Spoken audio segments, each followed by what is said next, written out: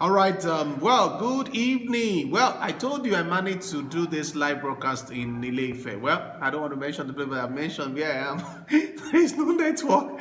Network is having a struggle and all that. This is day 56. Day 56 of the 90 days challenge on screenwriting. Let's go to our quotes. The opposite of the happy ending is not actually the sad ending. The sad ending is sometimes the happy ending. The opposite of the happy ending is actually unsatisfying ending. Orson Scott Card says that. Orson Scott Card says that. Now today's topic is ending. Our endings. Endings. Screenwriters, have you ever noticed how a great ending is a total surprise and yet is utterly inevitable? It could not have ended any other way when you think of some of your favorite movies. Notice how the ending was set up from the beginning. In Casablanca, Rick is a cynical saloon keeper who has lost his faith in humanity. He no longer believes in love and is indifferent to the world. If he ended up with Ilsa, in the end, it will not feel as satisfying as letting her go and fighting for the Alice. Bogart in standing for our better selves. We know that with him in our corner, the Nazis don't stand a chance. Another film now. One Flew Over the Cuckoo's Nest is a story about how institutions kill the human spirit. Mark Murphy begins the story as a free spirit. He wants to have fun, enjoy life, and so he seeks refuge in an institution that equates to a hotel where he can cool his heels and avoid a 60-day jail sentence. It beats work, he says. The ending, though devastating, satisfies the theme that has been set up. Let's go now. The transformation offers a shift in perception about institutions. Although these places are designed to heal and promote mental health, individuality is viewed as aberration and the results are horrifying.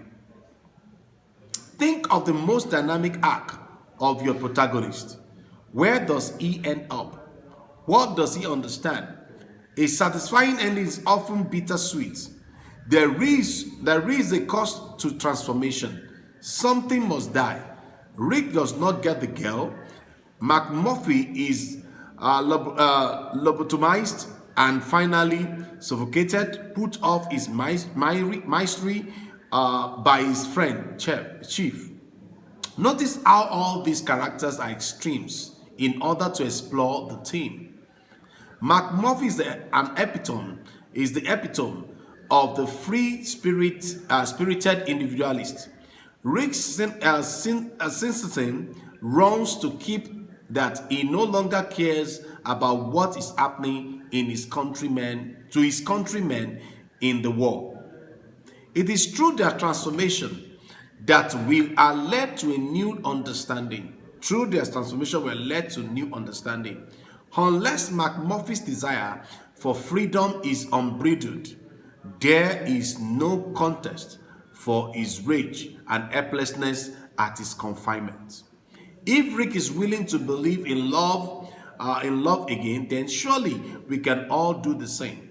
The ending is satisfying, and not because the boy gets the girl, but because of the dramatic question is resolved. And now I told you about dramatic question. Dramatic question simply means theme. Okay. Now see if you can make a connection between your protagonist's dilemma in the beginning and its resolution in the end. What is the specific choice that your protagonist makes that resolves his dilemma? When you think of Chinatown's, that's another film, Chinatown's tragic ending. The Evelyn trying to escape daughter. You can't imagine its ending any other way. And yet, Robert Towne's first draft had Jake running off to Mexico with Evelyn.